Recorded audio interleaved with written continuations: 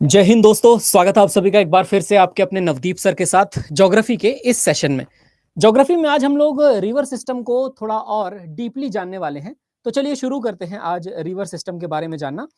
सबसे पहले हम लोग हिमालय से निकलने वाली नदियों की चर्चा करेंगे और हिमालय से निकलने वाली नदियों में आज जिस प्रमुख नदी की हम चर्चा करने वाले हैं वो है सिंधु नदी। मैं आपको एक बार फिर भी सिंधु नदी के बारे में थोड़ी बहुत चीजें दिखाना चाहूंगा जिससे आपको थोड़ा अंदाजा लग जाए। भारत के जब आप नदी तंत्र की चर्चा करते हो, जम्मू कश्मीर, लद्दाख, हिमाचल प्रदेश, पंजाब, हरियाणा का ऊपरी हिस्सा और उत्तराखंड का थोड़ा सा हिस्सा, ये आता है भारत के सिंधु नदी तंत्र के अंतर्गत। लेकिन आपको पता है यहां पे कितनी सारी नदियां हैं? ये इंडस नदी है, फिर ये झेलम नदी है, नीचे चेनाब बहती है और नीचे रावी बहती है, फिर ब्यास भी है और सतलज भी है। लेकिन ये जो भी नदियां हैं, ये सभी नदियों का पानी आगे जाकर के सिंधु नदी में ही मिल जाता है। और मुख्यतः 5 नदियां हैं जो इंपॉर्टेंट हैं: इंडस, झेलम, चेनाब, रावी और सतलज। अब आप कहेंगे व्यास नदी का क्या हुआ? व्यास नदी एक्चुअली सतलज में ही मिल जाती है। तो कुल मिलाकर के ऐसा हिस्सा जो हमारे भारत के हिमालय के पश्चिम दिशा में है और हिमालय के इस पश्चिम दिशा में मौजूद रह करके यह पूरा हिस्सा जहां पर 5 प्रमुख नदियां बहती हैं, यह हिस्सा कहलाता है पंजाब। याद रखिए, इसी हिस्से को पंजाब कहते हैं। अब वो बात और है कि पंजाब हमारे यहां तो एक छोटा सा राज्य मात्र है, इतना बड़ा सा, परंतु पाकिस्तान का सबसे बड़ा प्रांत जो उत्तर की तरफ हो, वैसे तो बलूचिस्तान सबसे बड़ा है, बट ये हिस्सा भी पंजाब ही कहलाता है। पंजाब का मतलब है 5 नदियों की जगह, और 5 नदियों की जगह में सिंधु, झेलम, चेनाब, रावी और सतलज 5 नदियां हैं। तो लैंड ऑफ 5 रिवर। लेकिन आपको एक बात बताऊं, यहां पे हम लोगों को एक अंतर समझना पड़ेगा जो हमारे लिए जरूरी है। जब हम ऋग्वेद पढ़ते हैं, ऋग्वेद में हमको अलग अलग नाम मिलते हैं अलग अलग नदियों के, और ये जो अलग अलग नाम अलग अलग नदियों के मिलते हैं, इनके नाम के हिसाब से इन नदियों को जाना गया है। तो ऋग्वेदिक नेम आपके एग्जामिनेशन में भी पूछे गए हैं, इसलिए एक बार फटाफट से सभी नदियों के ऋग्वेदिक नाम जान लीजिए। जब ऋग्वेद में आर्य लोग आए थे भारत में रहने के लिए, वो आर्य लोगों के रहने की जगह सबसे पहले हुआ करती थी 7 नदियों के किनारे पर, जिसे कहते थे सप्त सिंधव।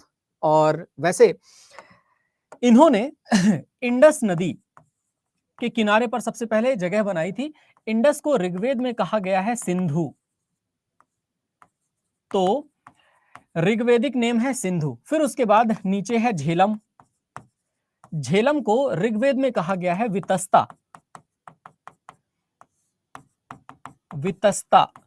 फिर एक और नदी है चेनाब। दोस्तों, चेनाब को ऋग्वेद में कहा गया है अस्किनी।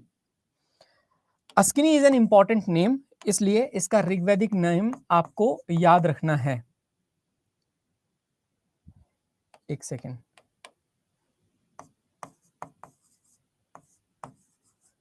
अस्किनी। और ये जो अस्किनी है, ये तो चेनाब को कहा। फिर उसके बाद है रावी। रावी का नाम है ऋग्वेद में पुरुषनी, तो पुरुषनी नेम याद रखना है। फिर उसके बाद है ब्यास। व्यास को विपस लिखा गया है ऋग्वेद में, तो विपस। और फिर है सतलुज। सतलुज को सतलज भी कहते हैं, सतलुज भी कहते हैं। पंजाब में इसको सतलुज के नाम से जाना जाता है। सतलज का नाम जो है वो ऋग्वेद में लिखा जाता है शुतुद्री। इतने सारे नेम्स हैं जो ऋग्वेदिक नेम्स हैं इन रिवर के। तो ये पूछा जाता है एग्जामिनेशन में, इसलिए इस पर थोड़ा सा फोकस कीजिएगा। इसके अलावा अब हम आगे बढ़ते हैं। तो आगे बढ़ते हुए हम लोग सिंधु नदी के बारे में काफी विस्तार से चर्चा करते हैं, क्योंकि सिंधु नदी का जो पूरा तंत्र है वो काफी बड़े एरिया में, बड़े क्षेत्र में फैला हुआ है। सिंधु नदी निकलती कहां से है? अगर आप देखो ना, तो सिंधु नदी यहां तिब्बत से निकलती है, और तिब्बत में एक जगह आती है जिसे कहते हैं मानसरोवर झील। मानसरोवर झील अथवा मानसरोवर लेक। ये मानसरोवर लेक से निकलती है। शुरुआत में तिब्बत में इसको कहते हैं सिंगी खंबन, क्योंकि सिंगी खंबन का मतलब होता है ऐसा जो सिंह के मुख से निकला हुआ हो, शेर मुख से निकला हुआ, तो वो सिंगी खंबन। और फिर उसके बाद ये नदी देखिए आगे की तरफ बढ़ेगी, घुसेगी लद्दाख और जंस्कर पर्वत श्रृंखला के बीच में, उसके बाद आगे बढ़ेगी, गिलगिट बाल्टिस्तान में चली जाएगी, फिर पाकिस्तान को बीचों बीच ऐसे चीरते हुए कराची के पास आकर के अरब सागर में गिर जाती है। इस टोटल नदी की जो लंबाई है वो है 2880 किलोमीटर, और कई जगह किताबों में ये 3180 लिखा हुआ मिलेगा, आप उसको मत मानिएगा। भारत के अंदर जो इसकी लंबाई है वो है 800.75 किलोमीटर इन इंडिया, यानी कि भारत के अंदर वाले हिस्से में। बाकी तो 2880 किलोमीटर की नदी है ही।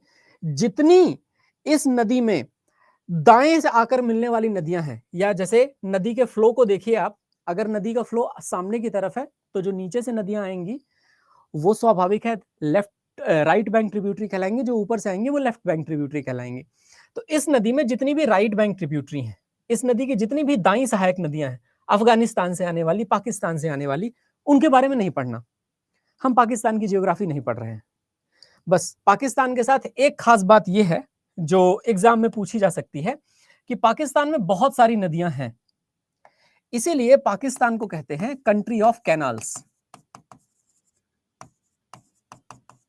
नाम वैसे लिखने जैसा कोई काम तो करता नहीं है पाकिस्तान, लेकिन फिर भी लिख देता हूं, इसको कहा जाता है कंट्री ऑफ कैनाल्स, नहरों का देश। तो पाकिस्तान नहरों का देश हुआ करता था और भारत नेहरू का देश हुआ करता था। खैर, इससे ना मैं आपको और भी पॉइंट्स बताता हूं, जो पॉइंट हमारे लिए इंपॉर्टेंट है वो आप समझिएगा। तिब्बत के मानसरोवर झील में जिस पॉइंट से ये निकलती है उस पॉइंट का नाम है सिंगी खंबन। तो ये जो सिंगी खंबन कहा जाता है, सिंगी खंबन का मतलब होता है सिंह मुख, या इसे शेर मुख कहा जाता है। तो सिंगी खंबन है सिंह मुख, या इसे कहते हैं लॉयंस माउथ, और इस वजह से तिब्बत में इसे सिंगी खंबन भी कह देते हैं। तो ये पॉइंट जरूर याद रखिएगा कि तिब्बत में क्या हमारी इंडस रिवर को किसी और नाम से जाना जाता है? तो याद रखिए, जैसे गंगोत्री से निकली भगीरथी नदी, लेकिन लोग ऐसा कह देते हैं ना कि गंगोत्री से गंगा निकलती है, वैसे ही सिंगी खंबन से निकली ये इंडस नदी को लोग कह देते हैं सिंगी खंबन नदी है, जो आगे की तरफ बह रही है, लेकिन ऐसा है नहीं, इसका नाम है इंडस। अब देखिए दोस्तों, कई जगह ये पढ़ने में आता है कि इंडस नाम से ही इंडिया नाम लिखा या इंडिया नाम लिया गया। मैं आपको बता दूं, ये प्रॉपर झूठ है जो दुनिया वालों ने फैलाया हुआ है। इंडस से इंडिया नाम नहीं लिया गया है। इंडस अलग नाम है, इंडिया अलग नाम है। जब ब्रिटिश लोग भारत आए थे तो ब्रिटिश लोगों ने भारत को इंडिया इसलिए कहा क्योंकि यहां के लोगों को ब्रिटिश लोग पिछड़ा समझते थे। लगता था ब्रिटिश लोगों को कि भारत के लोग बैकवर्ड हैं, इसीलिए वो जहां भी जाते थे, अगर उनको गोरे नहीं मिलते थे या उनको ब्रिटिश वाले लोग नहीं मिलते थे, तो वो उसे इंडियन ही कहते थे। जैसे कोलंबस ने यात्रा की, इटली से निकला, और जब इटली से निकल करके वो 18वीं शताब्दी के 15वीं शताब्दी के अंत में जब वो अमेरिका पहुंचा, तो अमेरिका में रहने वाले लोगों को उसने रेड इंडियंस कहा।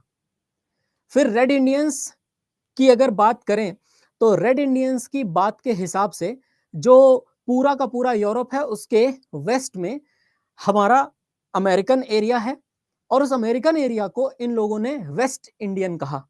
तो आज भी देखिए, ये जो इंडियन शब्द है, इंडियन शब्द इंडस से नहीं लिया गया। इसके पीछे कहानी यह है कि ये लोकल अमेरिका वालों को रेड इंडियंस कहते थे, छोटे छोटे द्वीप में रहने वाले लोगों को, जैसे जमैका एक द्वीप है, त्रिनिदाद और टोबैगो एक द्वीप है, क्यूबा एक द्वीप है, इन सब में रहने वाले लोगों को वेस्ट इंडियन कहते थे।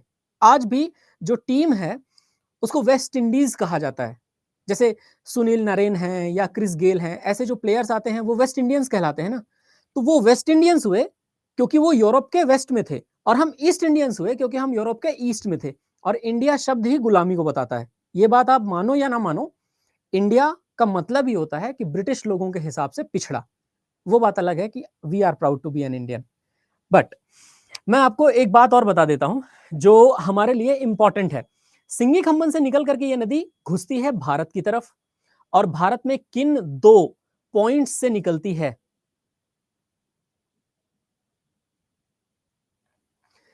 तो देखो दोस्तों,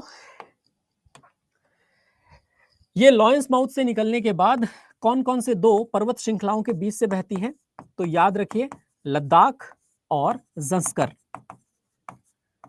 तो लद्दाख माउंटेन रेंज और जंस्कर माउंटेन रेंज से होकर के बहती है ये, इन दोनों के बीचों बीच। कुल लंबाई इसकी 2880 है। यही लंबाई मान करके चलिएगा। आपको इंटरनेट पर 3180 मिलेगा, जो कि गलत है। भारत में तो लंबाई मैंने आपको बताई ही 800.75 किलोमीटर है।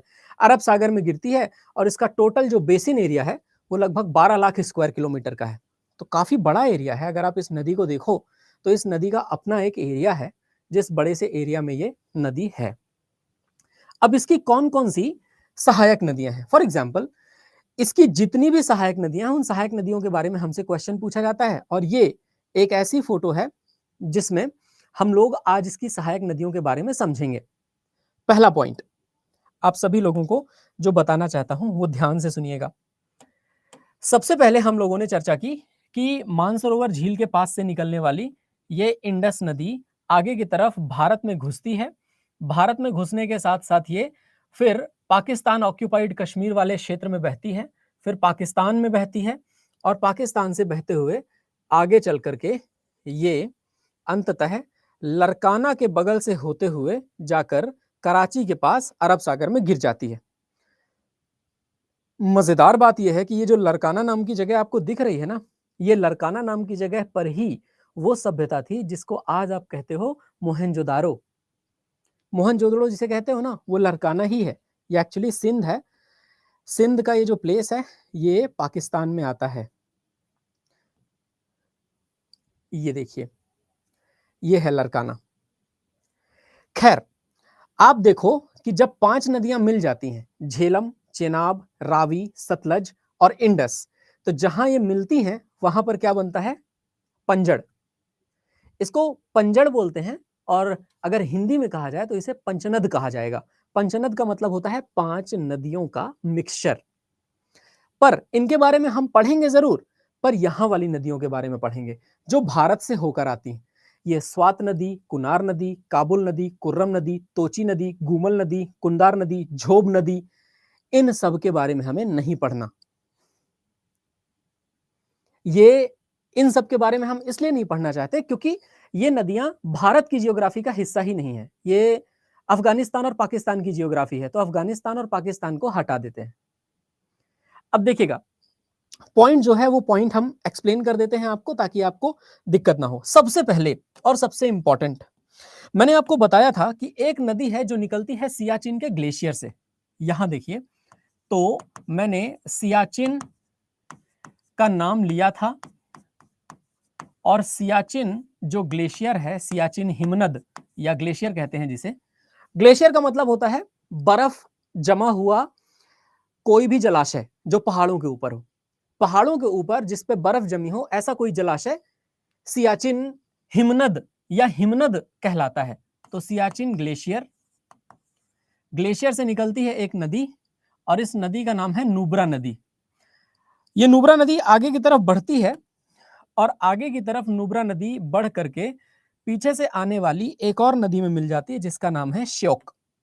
तो ये देखिए, श्योक नदी लद्दाख से निकल करके आगे की ओर बहती है, नुब्रा इसी में मिल जाती है, और फाइनली पाकिस्तान ऑक्यूपाइड कश्मीर के अंदर जाकर के श्योक नदी भी इंडस में मिल जाती है। तो ये दोनों आप पढ़ पा रहे होगे। सियाचिन ग्लेशियर से निकलने वाली नदी का नाम है नुब्रा, और नुब्रा जाकर के मिल जाती है श्योक में। याद रखिए कि ये जो श्योक नदी है ये लद्दाख से ही निकलती है, श्योक। अब देखिएगा, एक और नदी है जो हमारे लिए इंपॉर्टेंट है और उसका नाम है गिलगिट। ये गिलगिट इसलिए इंपॉर्टेंट है क्योंकि भले ही ये पाकिस्तान के हिस्से वाले कश्मीर में हो या पाकिस्तान के कब्जे वाले कश्मीर में हो, एक ना एक दिन ये हिस्सा हमारा आना है। तो इसलिए गिलगिट को आज से पढ़ लो। क्या पता आपको अपने नाती पोतों को पढ़ाना पड़े कि गिलगिट जब नवदीप सर ने पढ़ाया था तब वो पाकिस्तान के हिस्से वाले कश्मीर में था, लेकिन आज वो भारत का हिस्सा है। होगा आपके साथ ऐसा, पक्का देख लेना एक दिन। तो ये जो गिलगिट है, ये गिलगिट रिवर है, गिलगिट नदी, यह भी हमारे इंडस की सहायक है। फिर उसके बाद आगे चलें, आगे देखिएगा, आगे चलते हैं हम लोग। तो आगे चलने के बाद एक और नदी है जिसको हम लोग नीचे पढ़ेंगे। ये देखिए, श्रीनगर के पास एक झील पड़ती है जिसको कहते हैं वेरीनाग झील। वेरीनाग झील से एक नदी आगे की तरफ बढ़ती है, श्रीनगर के किनारे से होते हुए निकलती है, और फिर ये देखिए, ये जो इसका रूट है, ये भारत और पाकिस्तान के बीच का बॉर्डर है, असल बॉर्डर। और उसके बाद भारत और पाकिस्तान के बीच का असल बॉर्डर बनाते हुए ये झेलम नदी पाकिस्तान की तरफ चली जाती है और पाकिस्तान की तरफ जाकर के पीछे से आने वाली चेनाब नदी में मिल जाती है। लेकिन इस झेलम की दो सहायक नदियां हैं। ये देखिए, ये नीलम नदी है और दूसरी पाकिस्तान ऑक्यूपाइड कश्मीर की तरफ से आने वाली कुन्हार नदी है। तो नीलम और कुन्हार, इनके बारे में हमें याद रखना है। मैं इसे नाम दे देता हूं नंबर 2, और नंबर 2 को हम लोग समझ लेते हैं झेलम। तो देखो दोस्तों, ये रहा झेलम। झेलम पे एक डैम बना हुआ है जिसको कहते हैं मंगला डैम, और मंगला डैम तो अब पाकिस्तान में चला गया है, लेकिन फिर भी परियोजनाएं तो हैं इस पर। पाकिस्तान, झेलम नदी, आप लोगों को होमवर्क देता हूं कि इसकी लंबाई पता कीजिएगा कि झेलम की टोटल लंबाई कितनी है। पर फिलहाल मैं यहां पर सहायक नदियों के बारे में बात कर लूं। सहायक का मतलब होता है ट्रिब्यूटरी। ट्रिब्यूटरी, पहली ट्रिब्यूटरी है इसकी जिसका नाम है कुन्हार, कुन्हार नदी। और दूसरी ट्रिब्यूटरी है इसकी, या दूसरी सहायक नदी है इसकी, जिसका नाम है नीलम। मजे की बात यह है कि नीलम नाम ये इन लोगों ने बदला है। नीलम नीलम नहीं है, नीलम का नाम सही है, याद रखिएगा, किशन गंगा रिवर। इसे किशन गंगा के नाम से जाना जाता है। आपको बहुत मिलेंगी गंगा के नाम से, काली गंगा भी मिलेगी, बूढ़ी गंगा भी मिलेगी, राम गंगा भी मिलेगी, किशन गंगा भी मिलेंगी। गंगा तो है ही। तो ऐसे ना गंगा के नाम के आगे भगवान के नाम लगा करके बहुत सारी नदियां हैं जो भारत के हिस्से में हैं। और दूसरी बात मैं आपको फिर से बता देता हूं, जो किशन गंगा नदी है, इस किशन गंगा नदी पर एक प्रोजेक्ट है जिसे किशन गंगा प्रोजेक्ट कहते हैं। तो यह भी याद रखिए कि किशन गंगा डैम इसी नदी पर बना हुआ है और यह भारत के हिस्से में है। तो यहां से आप सभी लोगों को याद रखना है। अच्छा, डैम बनाने के पीछे बहुत सारे उद्देश्य हो सकते हैं। जैसे अगर मान लीजिए मैं आपसे कहूं कि हम कहीं पर डैम बनाना चाहते हैं, तो उस डैम बनाने के पीछे कई सारे उद्देश्य हो सकते हैं। फॉर एग्जाम्पल, हम डैम इसलिए बनाना चाहते हैं कि हो सकता है डैम को बनाने का उद्देश्य सिंचाई करना हो। जैसे कोई भी परियोजना हम जो बैंक नदी पर शुरू करते हैं, उसके उद्देश्य कई सारे हो सकते हैं।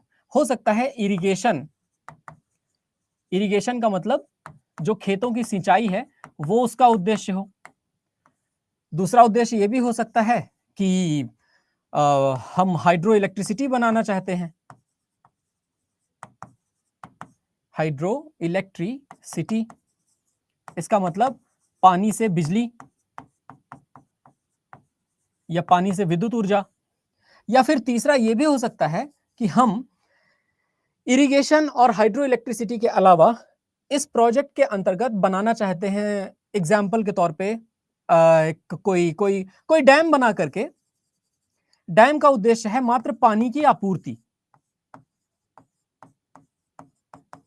जैसे किसी शहर के किनारे पर कोई नदी बह रही है तो उसमें हमने एक छोटा सा बांध बनाया ताकि पानी रुका रहे और उस पानी से हम उस शहर की पानी की पूर्ति को पूरा करते हैं। आपको ऐसा कई जगह मिलेगा, जैसे विजयवाड़ा, तो विजयवाड़ा कृष्णा नदी के किनारे पर है, तो कृष्णा नदी पे एक डैम बनाया गया है छोटा सा, प्रकाशम डैम। उस प्रकाशम डैम का और कोई काम नहीं है, कोई बिजली नहीं बनानी उससे, ना कोई सिंचाई करनी है, बस बैराज बना दिया गया, पानी रोक दिया गया, उस पानी से जो विजयवाड़ा है, विजयवाड़ा के आसपास के एरिया में पानी सप्लाई किया जाता है ताकि लोगों के पीने के पानी की पूर्ति हो सके। तो आप लोगों ने सुना होगा ना, एक डिपार्टमेंट होता है पीएचई कहते हैं उसको। पीएचई का मतलब होता है पब्लिक हेल्थ इंजीनियरिंग। तो पब्लिक हेल्थ इंजीनियरिंग का जो उद्देश्य है, वो उद्देश्य यही होता है कि हम आराम से लोगों को अच्छा पीने का पानी मुहैया कराएं जिसका टीडीएस कम हो। वरना तो बोरवेल के माध्यम से भी पानी की आपूर्ति की जाती है, लेकिन बोरवेल का पानी अच्छा नहीं होता। तो जब भी आपको ये शब्द लिखा मिले ना, बैराज, तो इसका मतलब समझिएगा कि बैराज का अर्थ होता है पानी को रोक करके किसी छोटी आपूर्ति के लिए नदी में एक बांध बनाना, छोटा सा बस। तो देखा ना आपने, कोई भी प्रोजेक्ट है ना, कोई प्रोजेक्ट के कई सारे उद्देश्य हो सकते हैं। सिंचाई परियोजना हो सकती है, हाइड्रो इलेक्ट्रिसिटी प्रोजेक्ट हो सकता है, या सिर्फ बैराज बना करके किसी शहर में पानी की पूर्ति करना हो सकता है। बहुत सारे उद्देश्य होते हैं। चलो खैर, आगे बढ़ते हुए मैं आपको यही बताना चाह रहा था कि जो हमारी ये झेलम नदी है, झेलम नदी पर मंगला डैम है जरूर, पर ये पाकिस्तान के हिस्से में चला गया है। बाकी इसकी सहायक है कुन्हार और नीलम। झेलम नदी भारत व पाकिस्तान के बीच में बॉर्डर बनाती है। तो यह भी याद रखना है कि makes border between India and Pakistan, between India, है ना, इंडिया एंड पाकिस्तान। चलिए अब आगे बढ़ते हैं। आगे चलते हुए दूसरी नदी के बारे में चर्चा करते हैं। देखो दोस्तों, ये जो दूसरी नदी है ना, ये दूसरी नदी है चेनाब नदी। अच्छा, एक छोटी सी नदी जरूर है जिसका नाम है जंस्कर। वो जंस्कर नदी यही जंस्कर पर्वत श्रृंखला से निकल करके, और जंस्कर पर्वत श्रृंखला से निकली और नीचे बहने वाली इंडस में जाके मिल गई। तो जंस्कर नदी है, छोटी सी नदी है, इसके बारे में इतना ज्यादा सोचना नहीं। दो नदियां हैं छोटी छोटी जो निकलती हैं, एक निकलती है जंस्कर वाले हिस्से से, आगे की तरफ बढ़ती है, और दूसरी निकलती है कुल्लू की घाटियों से, वो आगे बढ़ती है। तो हिमाचल प्रदेश में जंस्कर का लास्ट हिस्सा आता है जो लद्दाख से और हिमाचल प्रदेश के हिस्से में मिलता है। वहां से एक नदी निकलती है जिसका नाम है चंद्रा, और नीचे कुल्लू की घाटियों से एक नदी निकलती है जिसका नाम है भागा, और आगे लगभग 35 किलोमीटर तक ये चल के आपस में मिल जाती हैं। चंद्रा और भागा मिली तो चेनाब बनी, और चंद्रा और भागा के चेनाब बनने के बाद ये नदियां आगे की ओर बहेंगी, कश्मीर के हिस्से में घुसेंगी, जम्मू कश्मीर के हिस्से में, और उसके बाद फिर ये चेनाब नाम से आगे की ओर बहते हुए और अंततः आगे जा करके और ये इंडस में मिल जाती है।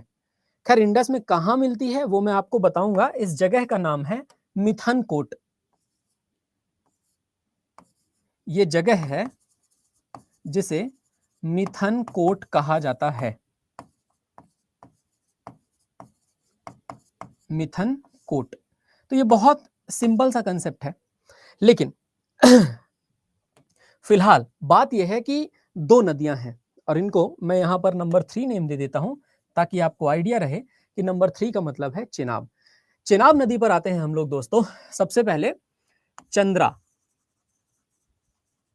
एंड भागा। तो ये हुई चंद्रा नदी और ये हुई भागा नदी। वास्तव में इसका नाम मिलने के बाद हुआ करता था चंद्रभागा, पर वो चंद्रभागा अब रह नहीं गया, चेनाब हो गया है। तो ये चंद्रभागा नदी हुआ करती थी, चंद्रभागा से अब ये चेनाब हो चुकी है। पुराने नाम है ये सब। चंद्रा कहां से निकलती है? तो दोस्तों इसका इंपॉर्टेंट पॉइंट ये है कि ये जंस्कर रेंज की तरफ से आती है, यानी जंस्कर पहाड़ियों से, जंस्कर श्रृंखला की तरफ से, निचले हिस्से से। और दूसरा भागा आती है कुल्लू हिल्स का जो एरिया है वह है कुल्लू की तरफ से। कुल्लू आपको पता है ना, कुल्लू एक हिल स्टेशन है। कुल्लू और मनाली आपने नाम सुना होगा, कुल्लू मनाली ये दोनों के पॉइंट के ऊपर चर्चा की जाती है। तो अब देखो, जस्कर से निकली चंद्रा, कुल्लू से निकली भागा, और ये मिल गई आपस में चंद्रभागा। चंद्रभागा आगे चल करके हो जाती है चेनाब। लंबाई आपके लिए होमवर्क है, पता कीजिएगा। परंतु एक पॉइंट जो आपको बताना चाह रहा हूं वो ये है कि सिंधु की सबसे बड़ी सहायक नदी है ये। अब देखिए दोस्तों, एक पॉइंट आता है जिसमें हम कहते हैं सबसे बड़ी सहायक, और एक पॉइंट आता है जिसमें हम कहते हैं सबसे लंबी सहायक। बड़ी सहायक और लंबी सहायक में अंतर होता है। लार्जेस्ट ट्रिब्यूटरी और लॉन्गेस्ट ट्रिब्यूटरी में डिफरेंस है। लॉन्गेस्ट का मतलब जिसकी लंबाई ज्यादा है, उसे कहते हैं सबसे लंबी सहायक। और सबसे बड़ी सहायक का मतलब जो ज्यादा पानी लाती है। चेनाब ज्यादा पानी लेकर के जाती है, इंडस में मिलती है। लेकिन सतलज नदी ज्यादा लंबाई वाली नदी है जो जाकर इंडस में मिलती है। इसीलिए सतलज नदी इंडस की सबसे बड़ी नहीं सबसे लंबी सहायक है, और चेनाब सबसे लंबी नहीं सबसे बड़ी सहायक है। यह डिफरेंस है। क्लियर हुआ? तो आपको पॉइंट समझ में आ गया कि चेनाब नदी जो है, अच्छा, चेनाब नदी पर एक प्रोजेक्ट बना हुआ है दोस्तों, जिस प्रोजेक्ट के बारे में आपको याद रखना है। एक तो चेनाब नदी पर एक प्रोजेक्ट बना हुआ है जिसे कहते हैं सलल प्रोजेक्ट। इसको कहते हैं सलल परियोजना, सलल डैम या सलल बांध। दूसरा जो प्रोजेक्ट इसी नदी पर बना हुआ है वो है दुल्हस्ती। इसको हम लोग दुल्हस्ती प्रोजेक्ट कहते हैं। तो दुल्हस्ती परियोजना है इस पर। और तीसरा जो है, इस पर एक और प्रोजेक्ट है जिसका नाम है बगलीहार। बगलीहार प्रोजेक्ट, ये भी बगलीहार परियोजना, बगलीहार परियोजना। तो इस तरह से 3 परियोजनाएं ये मुख्यतः इसी चेनाब नदी पर बनी हुई हैं। ठीक है, अब आप ध्यान से सुनिए। चेनाब नदी पर बनी हुई ये जो 3 परियोजनाएं हैं, इन 3 परियोजनाओं में मुख्यतः बगलीहार, दुल्हस्ती और सलल के बारे में पूछा जाता है एग्जाम में, इसलिए इसका नाम याद रखना है। सलल प्रोजेक्ट जम्मू कश्मीर में रियासी डिस्ट्रिक्ट में है। दुल्हस्ती प्रोजेक्ट जम्मू कश्मीर के किश्तवाड़ डिस्ट्रिक्ट में है, लेकिन इतना डिटेल याद करने की आवश्यकता नहीं है, परेशान मत होइए। सिर्फ आपसे इतना ही पूछा जाएगा कि ये प्रोजेक्ट या ये बांध कौन सी नदी पर बना हुआ है। आपको चेनाब आंसर करना है, बात खत्म हो जाएगी वहीं से। दुल्हस्ती डैम कौन सी नदी पर बना हुआ है, आपको सीधे चेनाब आंसर करना है, बात खत्म। आपको कौन से यूनियन टेरिटरी या राज्य के कौन से डिस्ट्रिक्ट में बना हुआ है ये याद करने की आवश्यकता नहीं है। सिंधु की सबसे बड़ी सहायक, जैसा कि मैंने कहा, ज्यादा मात्रा में पानी लेकर सिंधु से मिलती है। तो ज्यादा मात्रा में पानी लेकर सिंधु से मिलने वाली नदी है ये। अब आगे बढ़िए। चेनाब के बाद ना हम अगली चर्चा करेंगे। चेनाब आगे की तरफ बढ़ती जाएगी। चेनाब पर अभी हमारा जो डिस्कशन है वो डिस्कशन नहीं है। अब देखिएगा, चौथी नदी है दोस्तों जो निकलती है, यहां पर मैं नंबर 4 और नंबर 5 दोनों नेम दे देता हूं। नंबर 4 और नंबर 5 क्यों दिया है अभी बताऊंगा आपको, पर फिलहाल रोहतांग दर्रे से एक नदी निकलती है, बहुत छोटी सी नदी है ये, जो कि पंजाब वाले, भारत वाले पंजाब में बहती है। और उसके बाद ये पाकिस्तान और भारत के बीच में लगभग 70 किलोमीटर का बॉर्डर बनाती है। लाहौर इसी नदी के तट पर है, और ये भी आगे जाकर के मुल्तान के पहले ही चेनाब में मिल जाती है। इस नदी का नाम है रावी। तो अगली चर्चा जो है हमारी वो किसके ऊपर होगी, रावी नदी के। कहां से निकल रही है, हिमाचल प्रदेश में रोहतांग दर्रा के निकट कुल्लू की पहाड़ियों से। जिस कुल्लू की पहाड़ियों से चंद्रा नदी निकल रही थी ना, सॉरी भागा नदी, वही भागा नदी के निचले वाले हिस्से में रोहतांग दर्रा है, और उसी रोहतांग दर्रे से ये रावी नदी भी निकलती है। ये पंजाब की 5 नदियों में सबसे छोटी है, और इसी पर बना हुआ है थीन बांध। अब चर्चा हमेशा ही आती है कि जैसे थीन बांध है तो ये पठानकोट के पास है। पठानकोट आप सभी को पता है, जो पंजाब और जम्मू का बीच का हिस्सा, वहां पर पठानकोट है। थीन बांध को एक और नाम से जाना जाता है दोस्तों, और इसका नाम चेंज कर दिया गया है, नाम है रणजीत सागर बांध।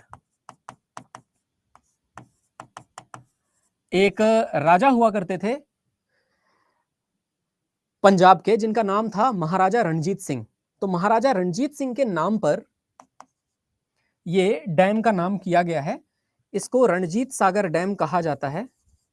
और देख लीजिएगा आने वाले समय में बहुत जल्दी इसका नाम चेंज होगा और ये रणजीत सागर से महाराजा रणजीत सिंह सागर डैम होगा। रणजीत सागर डैम, या इसे ही रणजीत सागर बांध कहा जाता है। जगह याद रखने की जरूरत नहीं, केवल नदी याद रखने की जरूरत है, रावी। तो ये मैंने कहा ना पंजाब की 5 नदियों में सबसे छोटी है, क्योंकि इसकी लंबाई सबसे कम है पंजाब के हिस्से में। ये देखिए आप, जरा सी ही तो लंबाई है ना, 200 किलोमीटर भी ढंग से पूरा नहीं होता। लेकिन इन्हीं कुल्लू की पहाड़ियों के पास से ही एक और नदी है जो रोहतांग दर्रे से ही आगे की तरफ बहती है, ब्यास कहते हैं इसे। और ब्यास नदी फिर आगे चलकर पंजाब में घुस जाती है।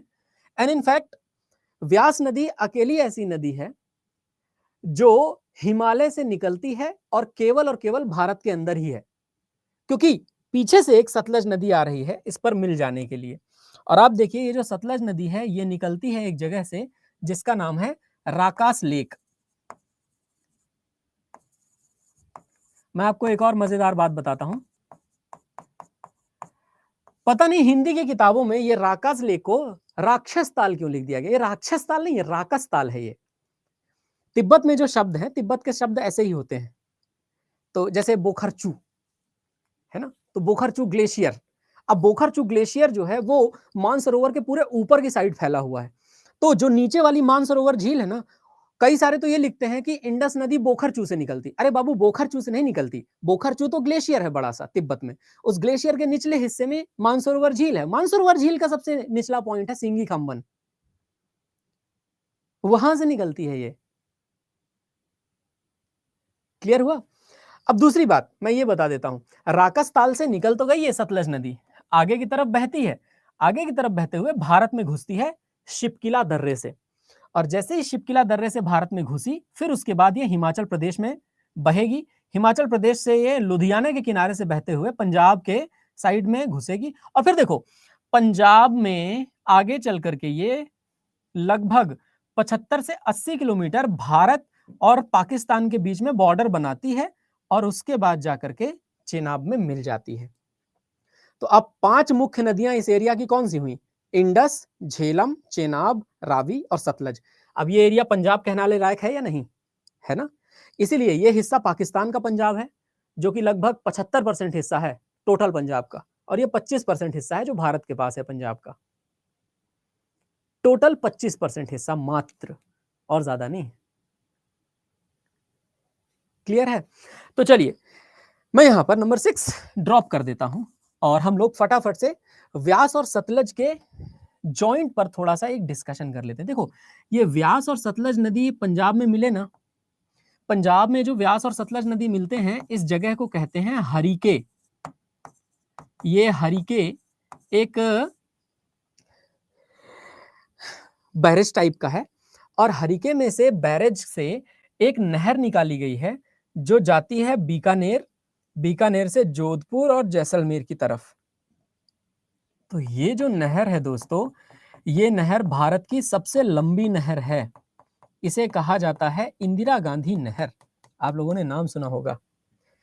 तो इस नहर को इंदिरा गांधी नहर कहते हैं। इंग्लिश में कहा जाए तो इंदिरा गांधी कैनाल। और कहां से निकली है? जहां पर व्यास और सतलज मिलती हैं, हरिके, और हरिके से निकल करके ये आगे की तरफ गई। देखो बीकानेर में एक राजा हुआ करते थे, उन राजा का नाम था राजा महाराजा गंगा सिंह जी। तो महाराजा गंगा सिंह जी ने सबसे पहले कोशिश की थी इस नहर को बीकानेर तक पहुंचाने की, और इस नहर का पानी बीकानेर पहुंचा, इसलिए इसका नाम रखा गया था गंग नहर। तो पहले इसको क्या कहते थे? गंग नहर कहते थे। और फिर गंग नहर के बाद इसका नाम फिर इंदिरा गांधी जी के नाम पर रख दिया गया। वैसे भी आपको पता ही है लगभग 700 के आसपास ऐसे ऐतिहासिक और ज्योग्राफिकल इंपॉर्टेंस की जगहें हैं जिनका नाम इंदिरा गांधी जी के नाम पर है। ठीक है, तो ये आप याद रखिएगा। आगे बढ़ते हैं। तो इंदिरा गांधी नहर, अच्छा लंबाइयां आपको फाइंड आउट करनी है, तो आप गूगल करके कल बताएंगे मुझे कि सर इंदिरा गांधी नहर की लंबाई इतनी है, चेनाब नदी की लंबाई इतनी है, झेलम की लंबाई इतनी है, रावी की लंबाई इतनी है। फिलहाल जो मुद्दा था वो मुद्दा ये था दोस्तों कि हम आते थे व्यास नदी पर। व्यास नदी कहां से निकल रही है? रोहतांग दर्रा के निकट कुल्लू की पहाड़ियों से। जैसा कि मैंने आपको बताया, रावी और व्यास आसपास से ही निकलती हैं। रोहतांग दर्रा के निकट जो कुल्लू की पहाड़ियों से निकलती हैं, इस पे एक डैम बना हुआ है दोस्तों। अच्छा, व्यास की एक सहायक नदी है, बेहद खूबसूरत। आप लोग अगर व्यास नदी नहीं देखे हो ना, तो कम से कम इसकी सहायक नदी जरूर देखिएगा। इसकी एक ट्रिब्यूटरी है और उस ट्रिब्यूटरी का नाम है पार्वती नदी, पार्वती रिवर, पार्वती नदी। और पार्वती नदी के चारों तरफ जो पार्वती की घाटी है ना, मैं इसकी फोटो ला करके कल दिखाऊंगा आपको। पार्वती वैली, पार्वती घाटी, औसम जगह है। यही मोटिवेशन आपके अंदर भी होना चाहिए कि कम से कम पैसे कमा करके इन सभी जगहों पर घूमने को मिलेगा।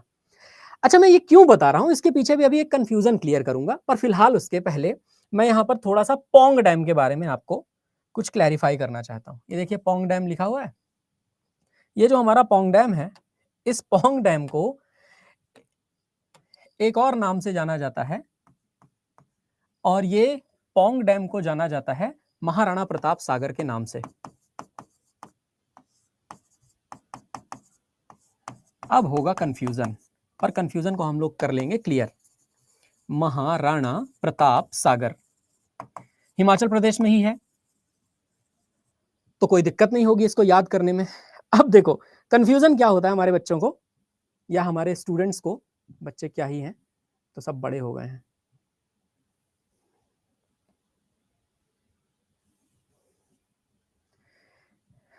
देखिए एक नदी है जो मध्य प्रदेश में है, जिसका नाम है चंबल रिवर। चंबल रिवर कहां है? चंबल रिवर है मध्य प्रदेश में। ये मध्य प्रदेश में विंध्याचल से निकलती है। महू नाम की एक जगह है इंदौर के पास, आपने इंदौर का नाम सुना होगा, एमपी में इंदौर का पोहा बड़ा फेमस है। तो वो महू नाम की एक जगह है जो लगभग 450 मीटर ऊंची है, जनापाव पहाड़ी कहते हैं उसको। तो महू से ये चंबल नदी निकलती है, फिर भारत के मध्य प्रदेश से आगे बढ़ करके थोड़ा सा राजस्थान के हिस्से में घुसती है, फिर राजस्थान के हिस्से में घुसने के बाद राजस्थान और एमपी के बीच का बॉर्डर बनाती है, और फिर बॉर्डर बनाते हुए ये नदी यूपी के इटावा में जाकर यमुना में मिल जाती है। तो चंबल बेसिकली यमुना की सहायक है, पर चंबल यहां पर हमारे व्यास नदी के साथ बड़ा बवाल पैदा करती है। और व्यास के बारे में आपको ये बात याद रखनी पड़ेगी। चंबल में पहला पॉइंट ये है कि चंबल नदी पर एक डैम बना हुआ है जिसे कहा जाता है राणा प्रताप सागर डैम।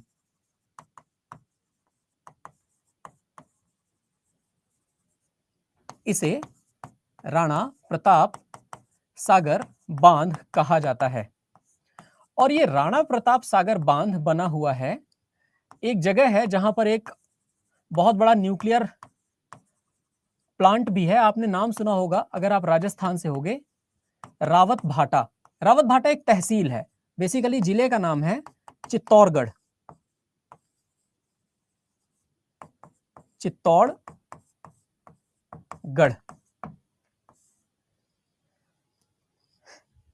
है ना। तो चंबल नदी कहां बह रही है? मध्य प्रदेश में। मध्य प्रदेश से घुस कहां रही है? राजस्थान में। राजस्थान में चित्तौड़गढ़ जिले की रावत भाटा तहसील पे इस पे एक बांध बना हुआ है जिसका नाम है राणा प्रताप सागर। और दूसरा, अच्छा कोई ऐसा है जो चित्तौड़गढ़ नहीं जानता है ना? अगर आप चित्तौड़गढ़ नहीं जानते हो तो आपको थोड़ा पढ़ने की जरूरत है दोस्तों। और दूसरा पॉइंट यह है कि इसकी एक सहायक नदी है, ट्रिब्यूटरी है इसकी एक, और उस ट्रिब्यूटरी का या सहायक नदी का नाम है पार्वती।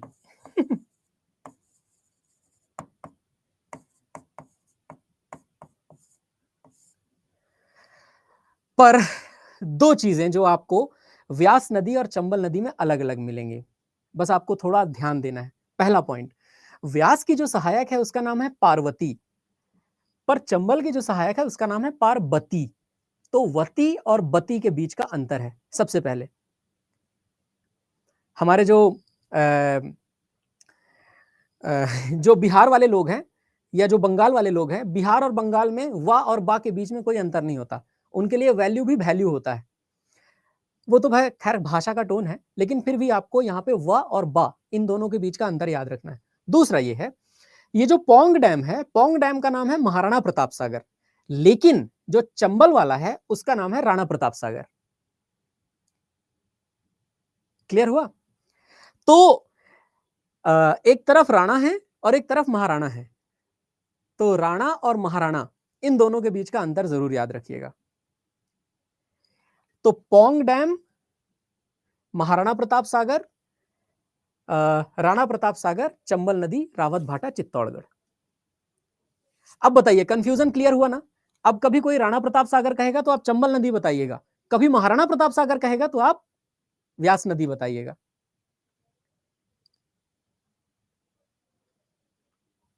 क्लियर हुआ? चलिए, तो राणा प्रताप सागर रावत भाटा नाम की तहसील पे है। रावत भाटा एक प्लेस है चित्तौड़गढ़ जिले में, वहां पर है ये।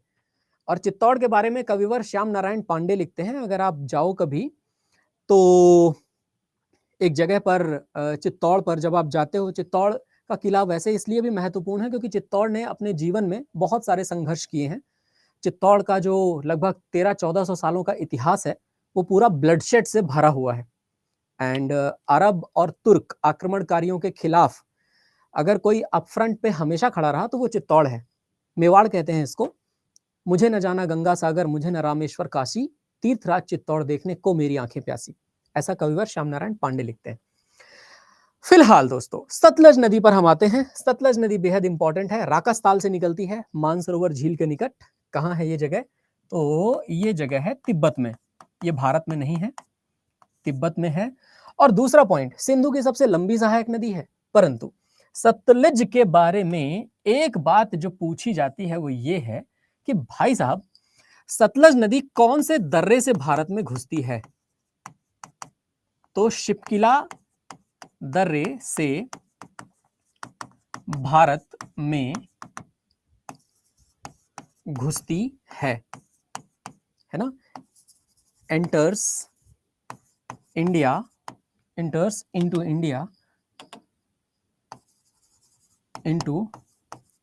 India, through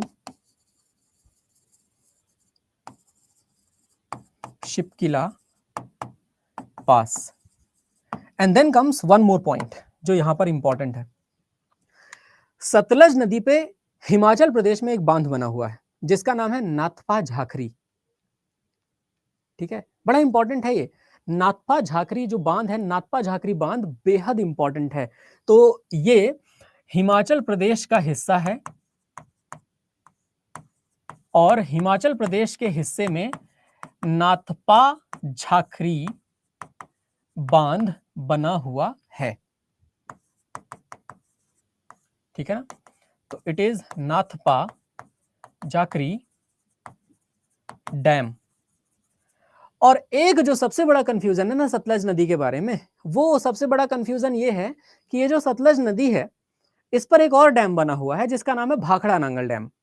बहुत कंफ्यूजिंग डैम है ये, और इस डैम का कंफ्यूजन हम अभी क्लियर करेंगे।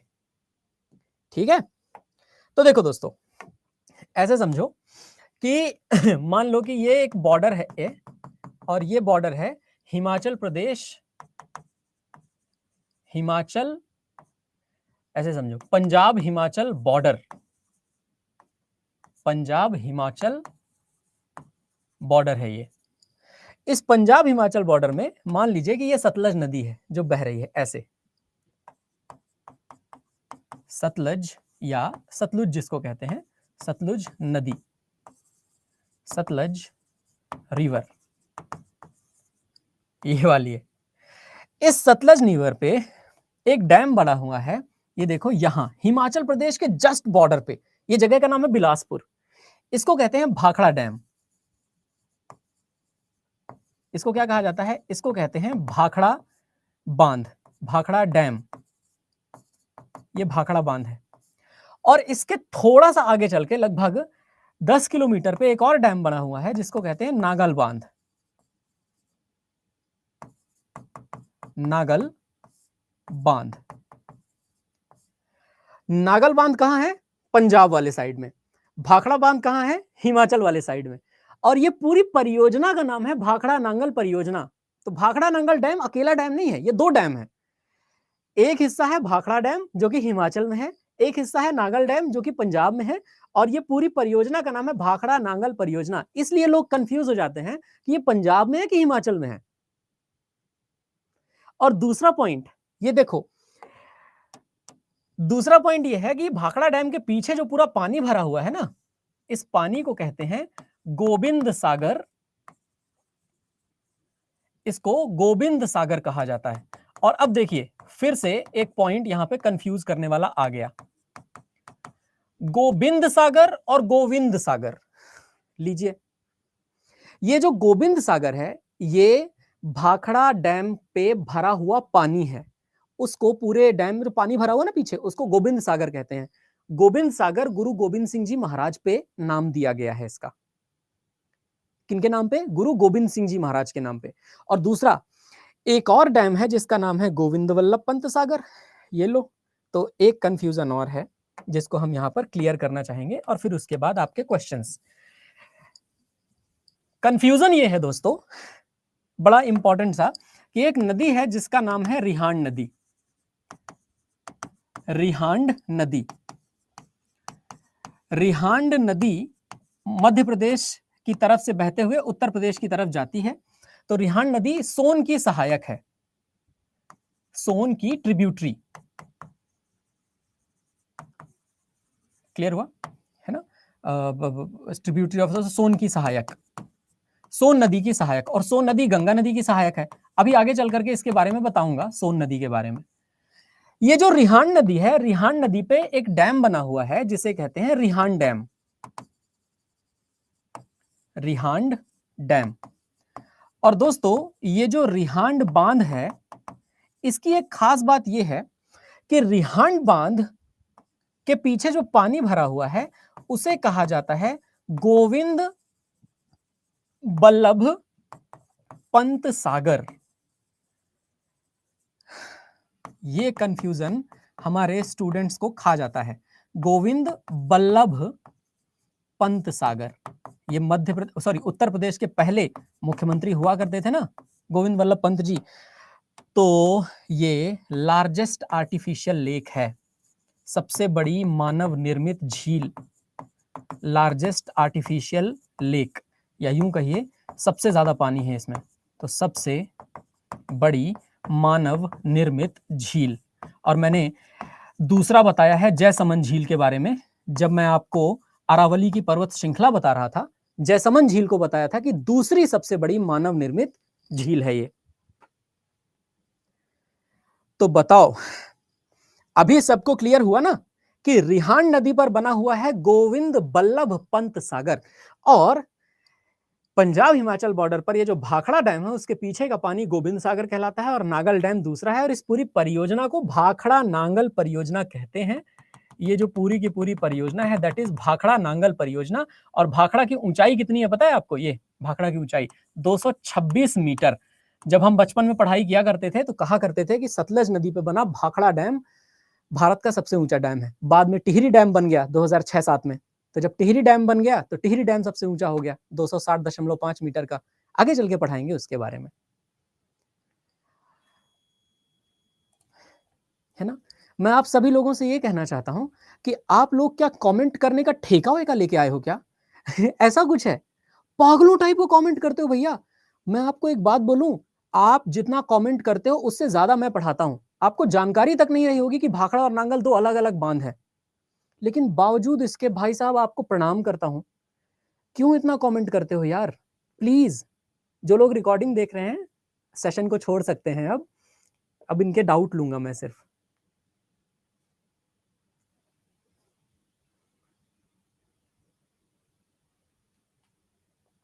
राहुल राज जी जब वर्ल्ड ज्योग्राफी पढ़ाएंगे तब आपको पढ़ा देंगे आगे चल करके। आप पुरानी क्लासेस पढ़ा करिए, पहली क्लास हमेशा देखा करिए ना, ओरिएंटेशन, कब कौन सी चीज़ पढ़ाने वाले हैं सर। ऐसे बीच में पागलों टाइप क्वेश्चन नहीं पूछा करते हैं डियर, कि सर वर्ल्ड ज्योग्राफी कब होगा, वर्ल्ड ज्योग्राफी कब होगा। या एक काम करिए, वर्ल्ड ज्योग्राफी कब होगा इसकी 108 मनकों की माला बना लीजिए, जपते रहिए। पहले सेशन में सब कुछ बताया है कि कब कौन सी चीज़ पढ़ाऊंगा। हाँ जी, चैट प्राइवेट करके ही पढ़ाऊंगा, पक्का है, ये वादा है आप सभी से। प्रांजल शुक्ला, ये गोविंद सागर का थोड़ा बता दीजिए। मैंने 2 बार बताया है भाई, अब मेरे अंदर हिम्मत नहीं है, कसम से बता रहा हूं मैं।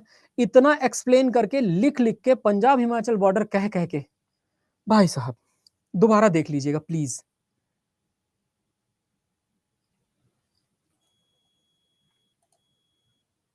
Screenshot is not possible Rahul.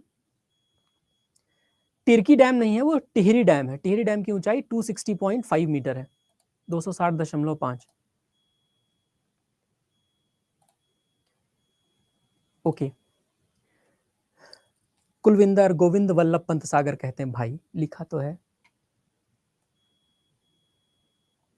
Bilaspur Chhattisgarh में है, बिलासपुर हिमाचल प्रदेश में है। अरे यार धीरज कुमार पांडे, पता है मेरे बचपन का दोस्त भी है एक, धीरज कुमार पांडे उसका भी नाम है। पर मैं सही बताऊं, मैं उसको जो कहता हूं वो आपको नहीं कह सकता, पर धीरज कुमार पांडे एक मध्य प्रदेश में भी है, और धीरज कुमार पांडे में मोस्ट प्रोबेबली आप बिहार के होगे, तो एक बिहार में भी है, उसमें कौन सी बड़ी बात है भाई। रामपुर क्या जरूरी है कि सिर्फ उत्तर प्रदेश में ही हो, रामपुर कहीं और भी तो हो सकता है ना। तो मेरे ख्याल से क्लियर हो गया होगा। आप लोग इस बात पे क्यों कहते हैं कि सर बिलासपुर छत्तीसगढ़ में है। अरे भाई साहब, बिलासपुर एक छत्तीसगढ़ में है तो क्या दूसरा हिमाचल प्रदेश में नहीं हो सकता? इस बात की कोई गारंटी है क्या कि नहीं नहीं इस नाम से कोई और नहीं होगा? यस, कल से कमेंट ऑफ करेंगे। हाँ जी हाँ जी हाँ जी हाँ जी, नीरज बहुत अच्छा पॉइंट है आपका। नीरज का एक पॉइंट है, उससे आपको एक पॉइंट समझना है। सिंधु जल समझौता हमने 1960 में किया था, सिंधु और सहायक नदियों में पानी के शेयर को लेकर के पाकिस्तान के साथ। तो देखो जो ऊपर की 3 नदियां हैं, यानी कि इंडस, झेलम और चिनाब, इनका 20% पानी भारत यूज करेगा, 80% पानी पाकिस्तान यूज करेगा। और जो नीचे की 3 है, रावी, ब्यास और सतलज, इनका 80% पानी भारत यूज करेगा, 20% पानी पाकिस्तान यूज करेगा। बस इतना है। जयप्रकाश गुप्ता, आगे सोन नदी के बारे में पढ़ाऊंगा। सोन नदी आरा जिले और पटना जिले के बीच में जाकर के गंगा नदी से मिलती है, बिहार में।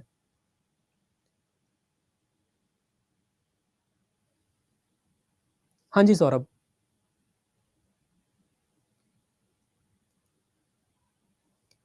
पारस, ये आपके लिए होमवर्क है डियर। टीडीएस का मतलब होता है टोटल डिजॉल्व्ड सॉलिड्स। तो जो पानी की शुद्धता है उसमें टीडीएस ज्यादा होने का मतलब यह है कि पानी अशुद्ध है। वो आपको दिखता नहीं पर पानी हार्ड बना देता है। आरओ लगा करके आप टीडीएस ही तो कम करते हो, जो पानी में घुले हुए मिनरल्स हैं उनको कम करते हो ताकि पानी पीने लायक हो जाए। चंबल रिवर के बारे में भी आगे बताऊंगा। अभी तो फिलहाल सिर्फ एक इंट्रोडक्शन दिया है ताकि डाउट क्लियर रहे। अभी मैंने पढ़ाया नहीं आपको गंगा नदी, गंगा में चंबल आएंगी। हाँ शुभदाता, प्लीज आस्क। ओके, अंशुमन चंगल कोटी, यार तुम्हारा जो भी नाम है भाई, एक बात बताओ। मैंने चेनाब लिखा, सॉरी कहाँ लिखा, मैंने व्यास लिखा, देन मैंने पार्वती लिखा, उसके बाद मैंने यहाँ चंबल लिखा, फिर पार्वती लिखा। भाई साहब क्या पढ़ रहे हो आप लोग? कम से कम लिखा हुआ तो पढ़ लो, दोबारा पीडीएफ मिल जाएगा। समझ बताएं, सांपे होते कान पकड़ लिया था मैं तुम्हारे, ऐसे उठा देता कान पकड़ के। मेरे तो हैवी लिफ्टिंग का है भी एक्सपीरियंस। सब डांट खाओगे मेरे से, सब के सब डांट खाओगे, सारे के सारे जितने कमेंट कर रहे हो वाहियात। सच बता रहा हूं मैं, कान पकड़ के खींचूंगा तुम लोगों के।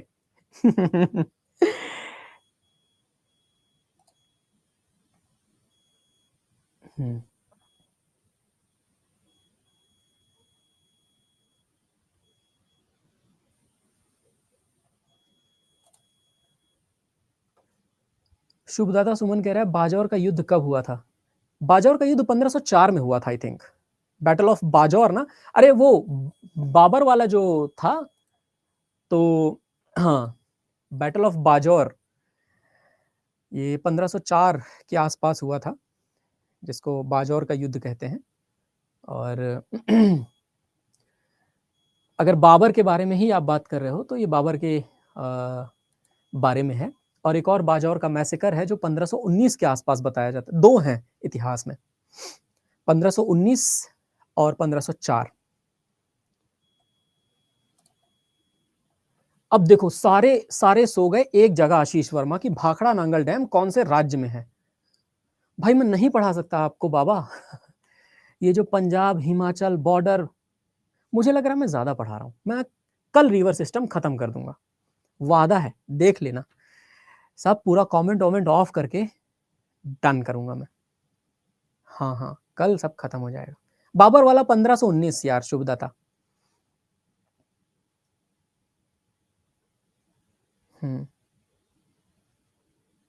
ठीक है। सबसे ऊंचा डैम है टिहरी डैम, सूर्यकांत।